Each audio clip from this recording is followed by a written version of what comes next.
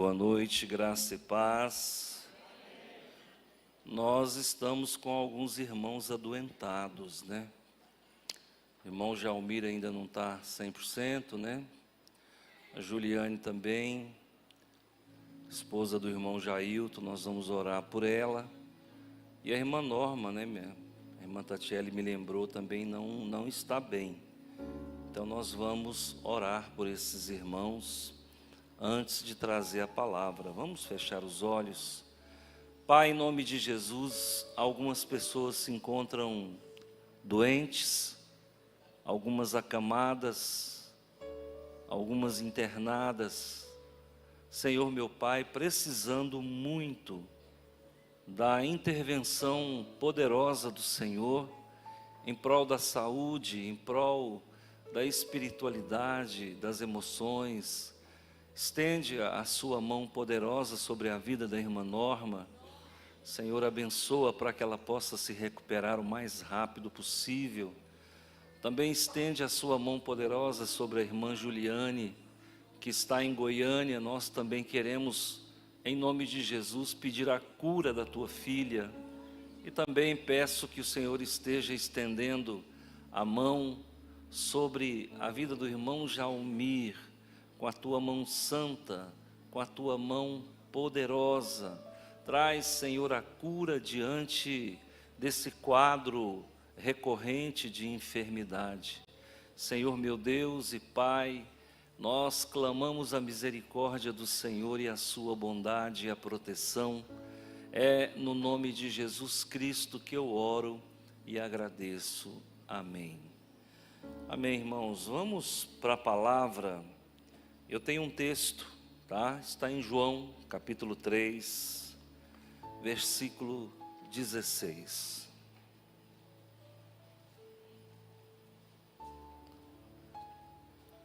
Vamos ver se a gente consegue trocar essa água, irmãos.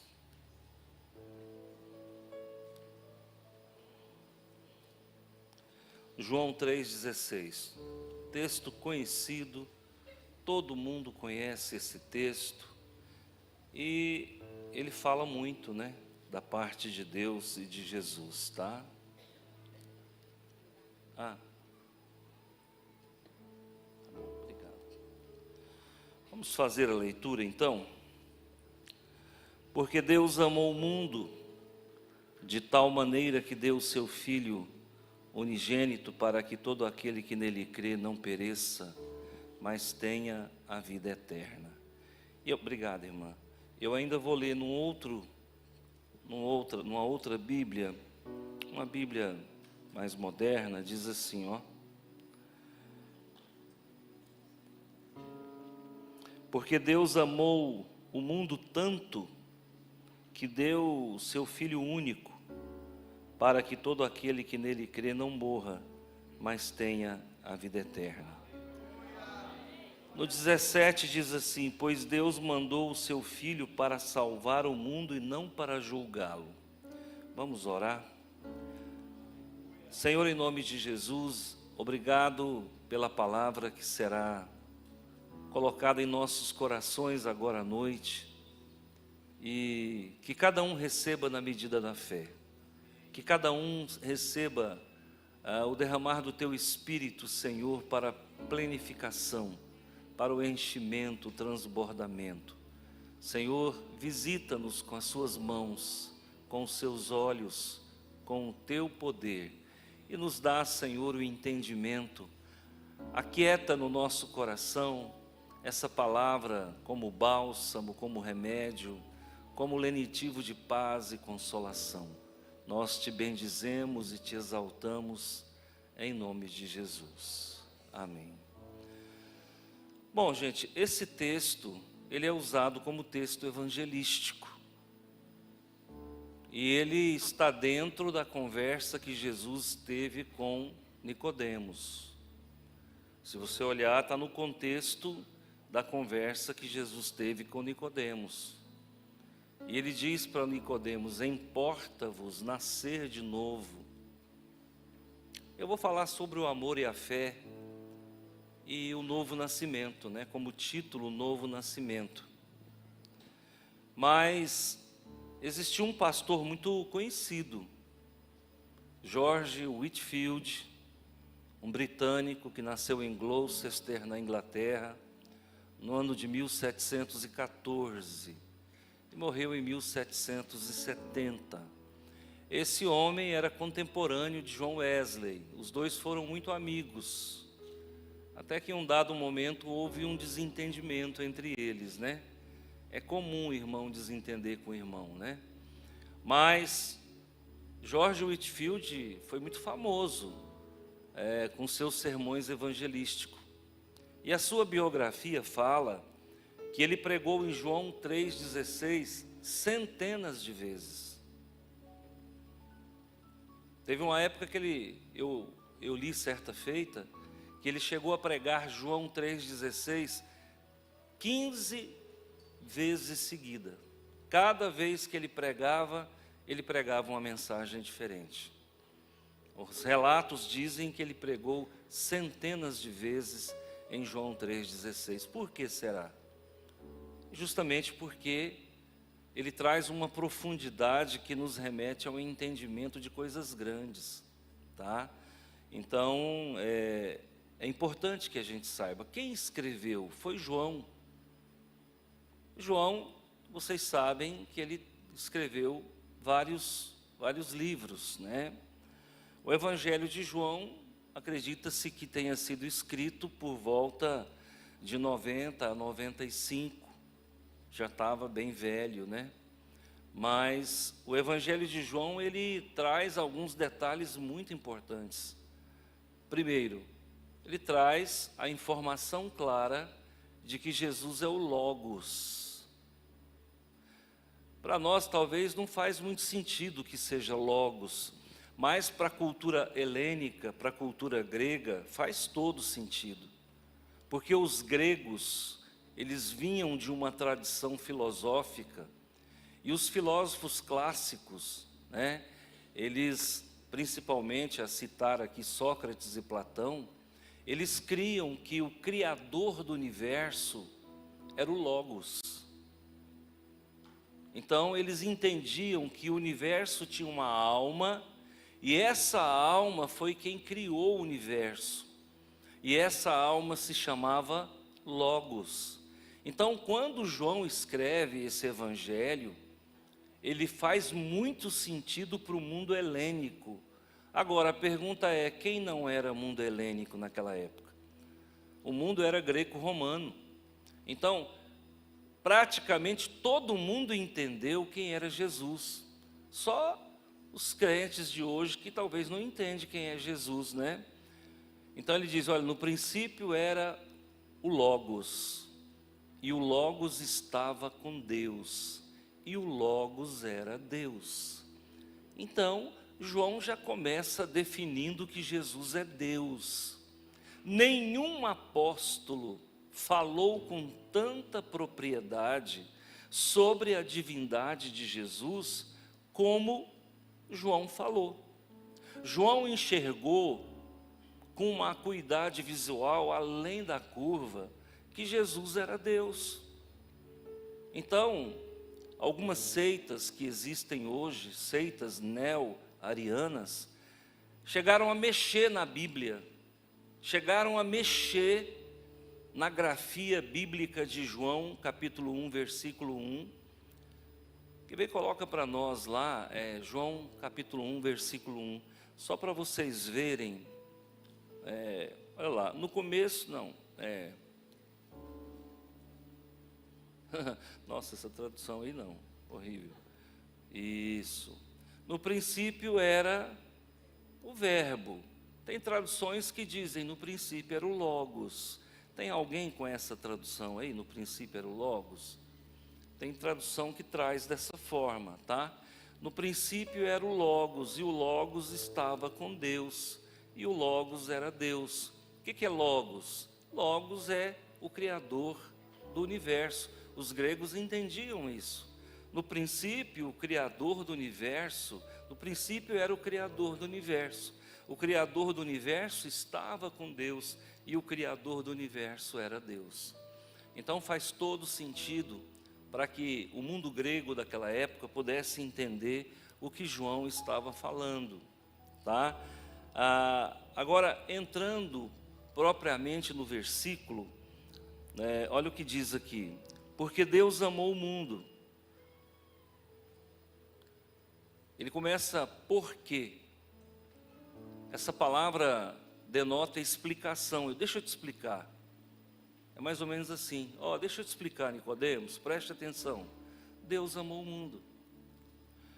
E aqui já dá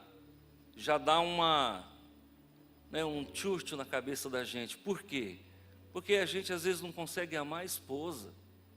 Às vezes a gente não consegue amar um filho. A gente não consegue amar o nosso vizinho. Nós não conseguimos amar a nossa cidade. Tem pessoas que moram em Rio Verde e falam mal de Rio Verde. Eu me lembro de uma pessoa que veio de Uberlândia, de Araguari. E esse rapaz, senhor, eu trabalhava com ele, né, quando eu cheguei em Rio Verde. A vida dele era falar mal de Rio Verde. Aí quando foi um dia, ele foi falar mal de Rio Verde para um cliente. Porque isso aqui não está com nada, não sei o quê. Aí o rapaz falou assim: o senhor é da onde? Eu sou de Araguari. Por que o senhor está fazendo aqui? Volta para lá. Mas é verdade. Tem pessoas que não conseguem amar a faculdade que cursa. Quando eu cursava na FESURV, né, fazia meu curso superior lá, meus colegas falando mal da faculdade. Não conseguem amar a faculdade. Se você encontrar uma instituição que não tem erro, então não é nem instituição humana, é divina. Então, Jesus, ele não amou a faculdade. Jesus não amou apenas a rua, o vizinho, a família. Não, Deus amou o mundo. E isso coloca Deus numa amplitude fora do normal. Você quer ver você amar o Brasil? Sai dele. Quem já ficou fora do Brasil há algum tempo? Alguém já ficou? Olha lá. Ficou quanto tempo, irmão, fora do Brasil? Deu saudade ou não deu? Está vendo? Quem mais? Só ficou quanto tempo? 4 meses fora do Brasil? Orlando? Orlando é um segundo Brasil, né? Irlanda, ok. Sentiu saudade? Cadê a picanha? Cadê a picanha barata? Essa picanha barata que está um problema, irmão. Esse trem está para derrubar o homem aí. Olha aqui, gente. A gente vai sentir amor por algo quando a gente está longe dele. Não é? A minha mãe faleceu em março, faz dia 8, né? Vai fazer 1 ano, eu estou com saudade dela. Com todo o trabalho que ela me dava. Eu ainda preferia ela aqui, passando raiva. Não é? A gente sente saudade. Eu tenho uma tia-mãe que morreu no dia 5 de outubro de 95. Eu lembro dela até hoje, eu sinto saudade dela. Então, por que Deus ama o mundo? Exatamente por isso, porque Ele está fora do mundo. Viu? Preste atenção. Nosso Deus, a princípio, Ele não está dentro daquilo que Ele criou. Porque aquilo que Ele criou não cabe. Preste atenção. Deus cria o mundo é essa Bíblia aqui. Ele está do lado de fora daquilo que Ele criou. Ele está fora do tempo, fora do espaço, fora das circunstâncias.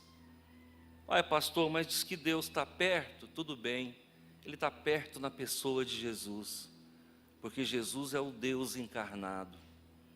Então nessa hora Ele é transcendente porque Ele está fora, Ele é imanente porque Ele está dentro.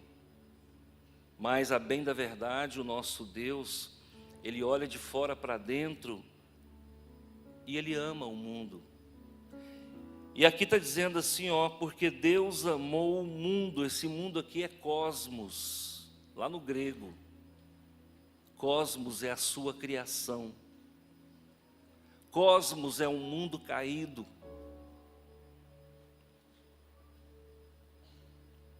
E o amor aqui, a palavra amor, Deus amou aqui, agapau, ágape, agapaon, mais ou menos assim, significa um amor que não pede nada em troca. Já viu? Normalmente as pessoas amam, mas elas querem alguma coisa em troca. Fulana, eu te amo, mas não para de lavar minha roupa. Não é isso? Fulana, eu te amo, mas não para de cozinhar. Fulana, eu te amo, mas continua me ajudando a pagar a água e luz da casa. É um amor que a gente ama, mas ele quer alguma coisa em troca. Deus não. Ele ama e ele não precisa que você faça nada. Porque, na verdade, ele nos amou quando nós ainda não era dele. Porque foi o amor dele que te trouxe para Jesus. E aí ele diz assim, ó, porque Deus amou o mundo de tal maneira. Não tem como definir esse amor. Que tal maneira? Que maneira? É mais ou menos assim, ó, eu vou dizer, pastor Zé Carlos, eu sou seu amigo. Aí você fala assim, mas mensura para mim essa amizade. Que tanto que você é meu amigo? De tal maneira. Não tem como definir. A minha amizade por você, por mais que eu diga como é, eu ainda vou deixar a desejar, porque é mais ainda. Deus amou, né, com amor ágape, o cosmos de tal maneira, de uma maneira que você não vai entender, de uma maneira que humanamente não tem como definir, de uma maneira que não tem como mensurar. O amor que Deus tem por nós não tem explicação. Pastor, mas o senhor está filosofando, mas então eu vou ser concreto. De tal maneira que ele deu o filho dele para morrer por você. E agora, você entendeu? É só você pensar em dar o seu filho para morrer por alguém que você vai entender. Que maneira é essa? Quantas vezes a gente encontra pessoas que perderam filhos e a pessoa às vezes nunca mais se levanta. Vai carregar aquele trauma e aquele trauma vai nortear depressão, vai nortear um monte de problema. Então a gente não consegue perder um filho nem para Deus. Porque quando a gente perde um filho, na verdade, a gente não perdeu, a gente entregou para quem nos deu. Nós não sabemos amar a Deus, porque a gente não consegue perder um filho para Ele. Mas Deus sabe amar, porque Ele perdeu um filho para nós, quando nós ainda éramos pecadores. Eu não sei de onde você veio, irmão. Quem veio do catolicismo? Levante a mão, deixa eu ver. Você veio de um lugar bom, sabia? O catolicismo é uma boa escola. Quem é que veio do espiritismo kardecista? Deixa eu ver. Kardecismo. Quem mais? Aqui tem ali também? Ok. É uma escola boa também, porque tem muita caridade, obrigado. Tem muita caridade, tem muito amor, né? Eles vivem muito fazendo. Tá, quem veio do ateísmo? Tem algum ex-ateu aqui? Não? Quem é que veio do saravá? Agora pegou, né? Do saravá ninguém quer vir, né? Pois é, eis-me aqui. Eu vim do saravá, do terecô. Lá no Maranhão, no Pará, é terecô. Aqui é macumba. Saravá, eu vim daí. Agora eu te pergunto, Deus, eu estava lá fazendo as magias e Deus estava querendo que eu entregasse minha vida para Jesus. E eu me lembro que esse interesse prévio que a gente tem pelas coisas de Deus, já é a graça preveniente trabalhando para a nossa conversão. Eu me lembro que mesmo frequentando as encruzilhadas, todo dia à tarde tinha a hora do Ângelus. Quem é goiano sabe do que eu estou falando. E eu gostava de ouvir ali aquela oração que era feita às 6 horas da tarde. Eles falavam que era a hora da Ave Maria. Eu também gostava de ouvir os pastores falando. Engraçado, eu dentro da macumba, mas gostava de ouvir os pastores falando. Sabe o que é isso, irmãos? É a graça preveniente. É aquela graça que vai trabalhando em você para você receber Jesus como Salvador. John Wesley fala muito sobre a graça preveniente. Que ninguém vem para Jesus sem antes o Espírito Santo trabalhar na vida dele. Então, olha da onde que Deus nos tirou. Tirou uns do catolicismo. De católico para crente não é tão difícil. De kardecista para crente já é um pouco mais difícil. De ateu para crente já é um pouco mais difícil. E de terecozeiro para crente é mais difícil ainda. Então você veja onde que o braço de Deus vai para buscar um pecador. Quantos vieram para cá, irmãos, caídos no mundo da droga? Quantos vieram para cá que eram assaltantes? Quantos vieram para cá que eram sequestradores? Quantos vieram para cá que eram matadores, matador profissional, matador de aluguel? Quantos vieram para cá, irmãos, que eram latrocidas, homicidas? Então, foi para esse tipo de gente que Deus deu o seu Filho. E foi esse tipo de gente que Deus amou. Olha como é que agora o texto começa a fazer muito mais sentido, porque Deus amou. Olha, eu vou te explicar, Nicodemos, preste atenção, eu vou fechar a fatura. Deus amou o mundo de tal maneira que eu não consigo descrever para você com palavras humanas, porque isso é inefável. A gente não tem acesso a esse conhecimento, então a gente chama de inefável. Então Deus amou o mundo de tal maneira que deu o seu único filho. Quantos filhos Deus tem, irmãos? Só um. Ah, mas eu sou filho de Deus. Diga, eu sou filho de Deus por adoção. Você é um filho adotado. Você é um filho adotado. Porque o verdadeiro filho de Deus, ele não foi criado, ele foi gerado. E ele foi gerado quando? Antes da fundação do mundo. Se ele foi gerado antes da fundação do mundo, não havia movimento. Se não havia movimento, não havia contagem de tempo. Então Deus gerou Jesus antes da fundação do mundo, quando não se contabilizava o tempo. Se não se contabilizava o tempo quando Jesus foi gerado, ele foi gerado na eternidade, ele sempre existiu. Dá nó na cabeça ou não dá, irmãos? Se você conseguiu me acompanhar, deu um nó, porque ao mesmo tempo que ele foi gerado, ele sempre existiu. E na aula que nós demos aí de história da igreja, eu observando os meninos lá, né, lutando com a filosofia, eu passei cada herege, né, cada formulador de heresia, e os concílios combatendo as heresias.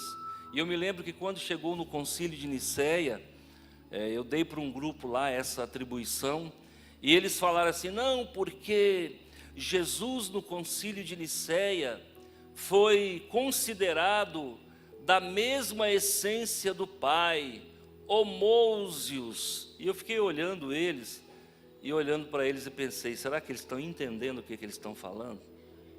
Homousios, Jesus tem a mesma essência do Pai, ele não é menor.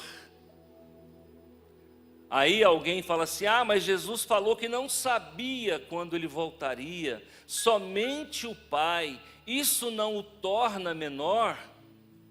Quando ele pede o Pai tal coisa, isso não o torna menor? Quando Jesus fala que o Pai é maior do que ele, isso não o torna menor? Aí você vai precisar do entendimento de um outro concílio, quando diz que, e ensina para nós, né, que é lá o concílio de Éfeso em 431, que Jesus tinha duas naturezas, uma natureza humana e uma natureza divina. Isso a gente chama de união hipostática. Deus é 100% homem, Deus é 100% Deus, Jesus é 100% homem, Jesus é 100% Deus. E aí o que acontece? Esse Jesus, ele não é menor do que o Pai.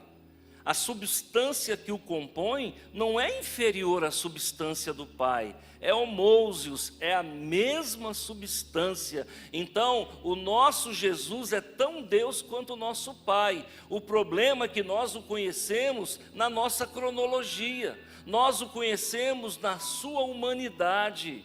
E Jesus, em determinados momentos, ele agia como homem, em determinados momentos, ele agia como Deus.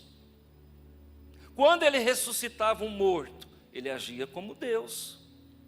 Quando ele perdoava pecados, ele agia como Deus.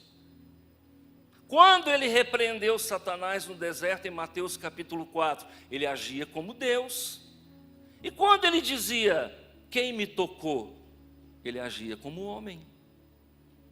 Então essas duas naturezas, elas se intercambiavam, e Jesus conseguiu carregar em si, numa só pessoa, numa só natureza, tanto o lado divino quanto o lado humano. Então, a gente tem que entender que Jesus não é menor do que o Pai. Ele esteve menor por conta da sua humanidade, mas nunca deixou de ser Deus. Se você olhar a oração de João 17, ele fala da glória que ele teve quando estava junto ao Pai. Se você olhar em Filipenses 2, ele fala, Filipenses 2,5, que ele mesmo sendo Deus, não usurpou ser igual a Deus, mas se esvaziou, ele se esvaziou dessa divindade para morar entre nós. Você tem noção do que aconteceu com Jesus na espiritualidade? Ele teve que descer o seu nível, descer o seu padrão, para morar dentro de um útero por 9 meses. Ele teve que deixar o esplendor da glória, a sua grandiosidade de quem vive fora do cosmos, para viver dentro de um útero, na escuridão por 9 meses. E ele teve que nascer como toda criança nasceu.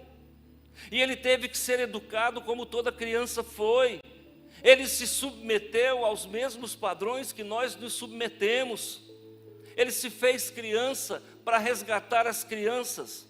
Esse é o nosso Jesus, que desce ao nível do homem. Os únicos que querem ser Deus somos nós. Jesus o tempo todo quis ser homem, tanto que ele se autoproclamava filho do homem.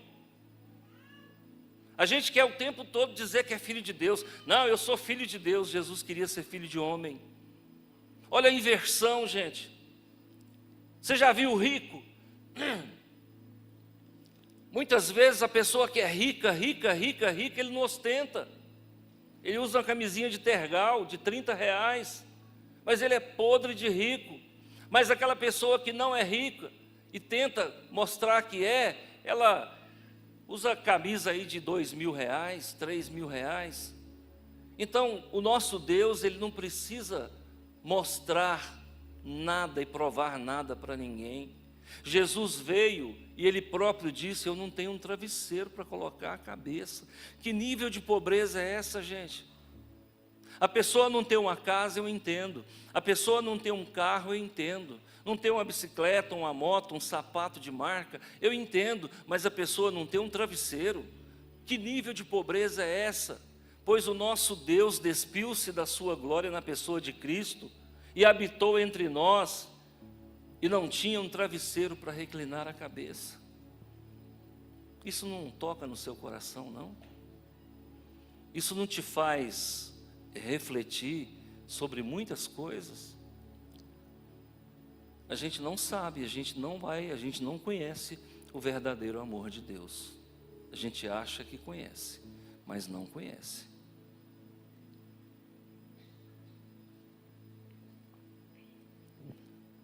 Porque Deus amou o mundo de tal maneira que deu o seu Filho único, único gerado, para que todo aquele que nele crê. E a pergunta é: quem crê em Jesus? Crer é um verbo, verbo indicação. A partir do momento que eu não estou agindo dentro do contexto do verbo, eu não estou na prática do verbo. Porque se você tem fé num dia e não tem fé no outro, você não crê.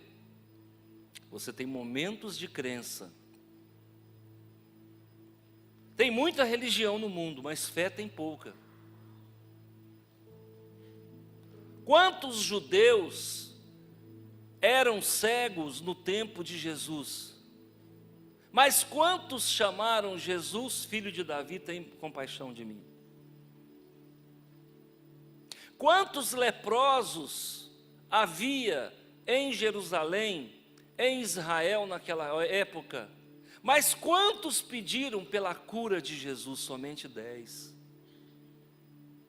Quantas pessoas morreram no tempo em que Jesus esteve no seu ministério? Mas você vai ver ele ressuscitando 2 ou 3. E Deus é tão maravilhoso que Ele faz até aquilo que a gente não pede. Quando Ele tem um encontro com a viúva do filho de a viúva de Naim, deu um branquinho aqui, tá? Ele para o enterro e vai lá, ressuscita o filho. A mulher nem tinha pedido, pelo menos verbalmente. E ele vai lá, para o cortejo fúnebre, toca no esquife. E às vezes a gente vê umas pregações assim, bem, né? Eu vi uma vez uma pessoa pregando que Jesus era tocador. Aí, tocador de quê? Não, porque ele tocava esquife. Esquife é o caixão, gente. Então Jesus vai lá e toca no caixão. E o caixão, na verdade, não era caixão, né? Talvez ali um bandô, talvez uma rede, estava carregando o rapaz. E ele devolve para a mãe aquilo que ela mais amava, que era o filho. Jesus, ele pôde devolver o filho para a mãe, e nós não demos conta de devolver o filho para Deus, nós o matamos. A Bíblia fala aqui no versículo seguinte que ele não veio para julgar, mas nós o julgamos e o condenamos. Olha só, nós pecadores, ele não veio aqui para julgar, ele veio para nos salvar, mas nós não tivemos com ele a piedade que ele teve conosco. Nós o levamos ao matadouro, e como ovelha muda, ele foi imolado. Ele não nos julgou, mas nós julgamos ele, pelo menos 5 vezes na madrugada, e o condenamos à morte. Nós quem, pastor? O nosso pecado. Foi o nosso pecado que matou ele. George Whitefield, ele fez o sermão mais famoso de George Whitefield, você precisa nascer de novo. Esse é o sermão mais famoso dele. Você precisa nascer de novo. Por quê? Porque esse versículo fala isso. Olha, Deus deu o que Ele tinha de mais precioso para você nascer de novo. E aqui nesse versículo tem algo interessante que eu quero mostrar para você. Esse versículo, ele é transtemporal. Porque, olha assim, olha como é que está aqui, ó. Porque Deus amou, é presente, passado ou futuro? Amou? Passado. Deus amou, Ele amou no passado. Mas quando foi que Ele amou? Antes da fundação do mundo. Antes de você pecar até, Ele já te amou. Ele amou o pecador antes do pecador pecar. Isso é passado. De tal maneira que deu é passado, presente ou futuro?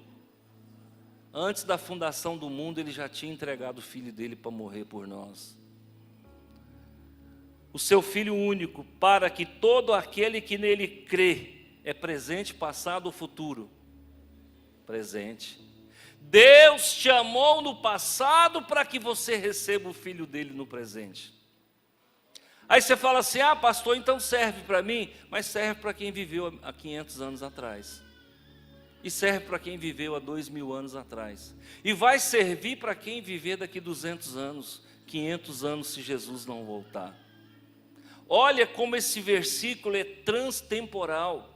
Porque Deus amou no passado, deu no passado, para todo aquele que crê no presente, não morra, mas tenha vida eterna. Tenha é passado, presente ou futuro? Futuro. Tenha é futuro. Terá, né? Terá, tenha.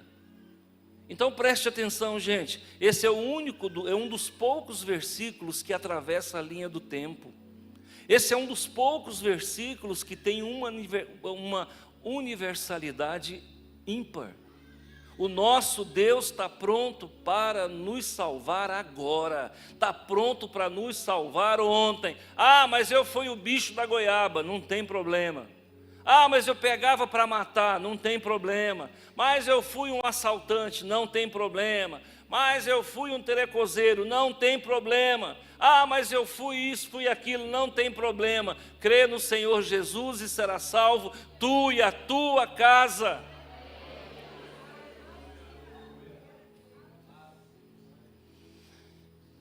Aí as pessoas falam assim: não, mas eu sou católico e eu creio em Jesus. Mas espera aí, será que o Jesus que está sendo pregado, não estou falando do católico não, será que o Jesus que está sendo pregado na igreja católica é o Jesus da Bíblia? O Jesus que é pregado no kardecismo, onde eu vivi muitos anos, esse eu sei falar, porque esse eu até pregava sobre ele também. Jesus era o Espírito de luz, Jesus era o médium por excelência, Jesus era o Espírito mais evoluído que já pisou na terra. É pouco para o Jesus da Bíblia, é ou não é? Porque esse Jesus aqui que eu estou falando, que é o Jesus da Bíblia, ele não é apenas um espírito de luz, ele não é apenas um médium por excelência, não é apenas um dos espíritos mais evoluídos que já pisou na terra. Esse Jesus da Bíblia que eu prego, ele é Deus, e ele não está em pé de igualdade com a irmã Maria. Ele não está em pé de igualdade com a irmã Maria. Por isso que eu falo que o Jesus que é pregado na igreja católica não é o nosso, porque é um Jesus atrelado a Maria.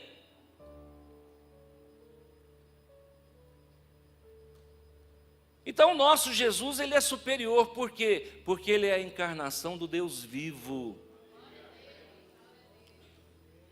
Coloca 1 João 5,20. É João falando de novo. Olha o que diz lá, ó. 1 João 5,20. E sabemos que já o Filho de Deus é vindo, e nos deu entendimento, para conhecermos o que é verdadeiro. E no que é verdadeiro estamos, isto é, em seu Filho Jesus Cristo. Este é o verdadeiro, vamos lá, Jesus é o verdadeiro. Quantos verdadeiros deuses existem? Só um. Então olha lá, este é o verdadeiro Deus. Então Jesus é um espírito de luz? Ah, por favor, barateia outra coisa. Ah, Jesus é o espírito mais evoluído que teve por aqui? Por favor, barateia outra coisa. Dê a Jesus o que ele verdadeiramente é. Jesus é o verdadeiro Deus, e ele é a vida eterna. Por isso que você precisa dele para ter vida eterna. Ah, não é reencarnando que você vai ter vida eterna. Não é fazendo caridade que você vai ter vida eterna. Você quer ver como é que funciona? Quantas vezes você viu Jesus fazendo caridade? Simples. Ah, mas ele multiplicou o pão. Mas ele multiplicou o pão daquilo que ele nem tinha. Dele mesmo ele não deu nada para ninguém. Você não vai ver Jesus pegando, porque eles tinham caixa. Eles tinham um tesoureiro, que para mal dos pecados era ladrão. Era Judas.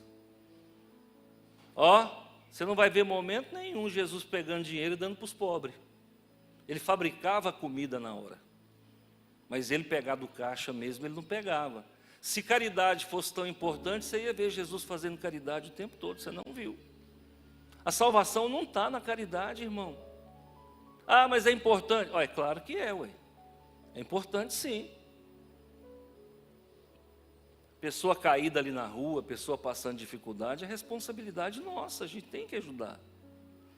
Mas não é isso que vai te levar para o céu, não.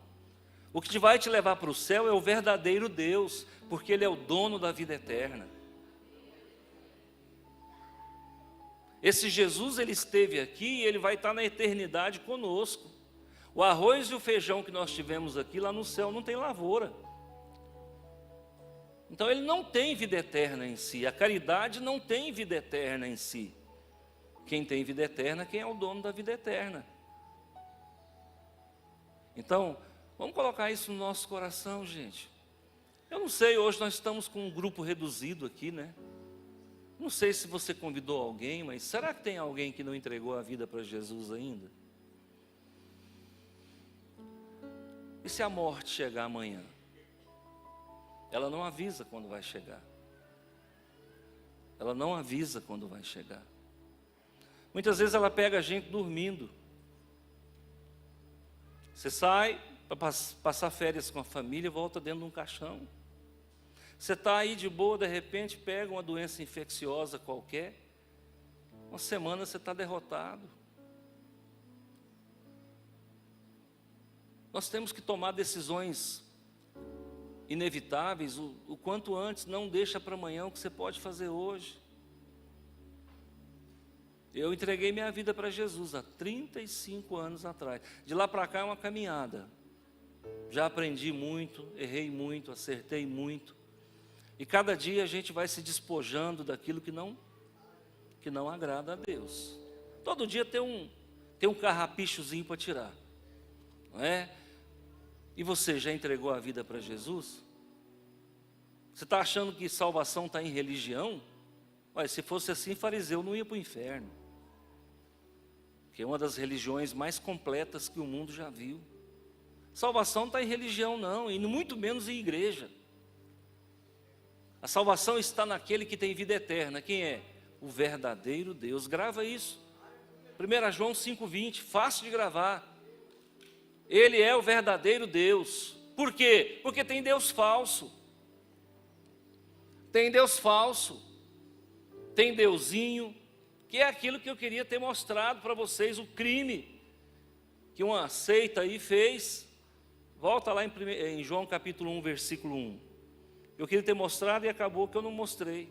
Olha lá, no princípio era Jesus, e Jesus estava com Deus, e Jesus era Deus com D minúsculo. Tem uma seita aí, irmãos, que nem igreja eles têm salão. Eles tiraram o D maiúsculo ali da última palavra e colocaram o D minúsculo. Olha só, eu vou ler agora. No princípio era o verbo, e o verbo estava com Deus, e o verbo era um deusinho. Irmãos, tem coisa pior do que isso, chamar o nosso Salvador de deusinho. E toda religião vai diminuir Jesus. Pode observar, o islamismo diminui Jesus. O catolicismo, com todo respeito, diminui Jesus. O budismo diminui Jesus. O confucionismo diminui Jesus. O hinduísmo diminui Jesus. O espiritismo kardecista diminui Jesus. Até o protestantismo diminui Jesus. Quantos protestantes aí estão achando que a salvação está na igreja? Eu sou batista. Grande coisa. Grande coisa ser batista. Eu sou presbiteriano. Grande coisa. Parar com essas bobagens. Nós somos de Jesus, propriedade exclusiva dele. No céu não entra placa de igreja. E placa de igreja é tão bom que fica do lado de fora. Eu nunca vi uma placa Igreja Batista dentro da igreja. Ela é tão boa que ela fica do lado de fora. Então, irmãos, nós precisamos entender de onde vem a salvação. Você quer ver de onde que vem a salvação? Põe João capítulo 1, versículo 12.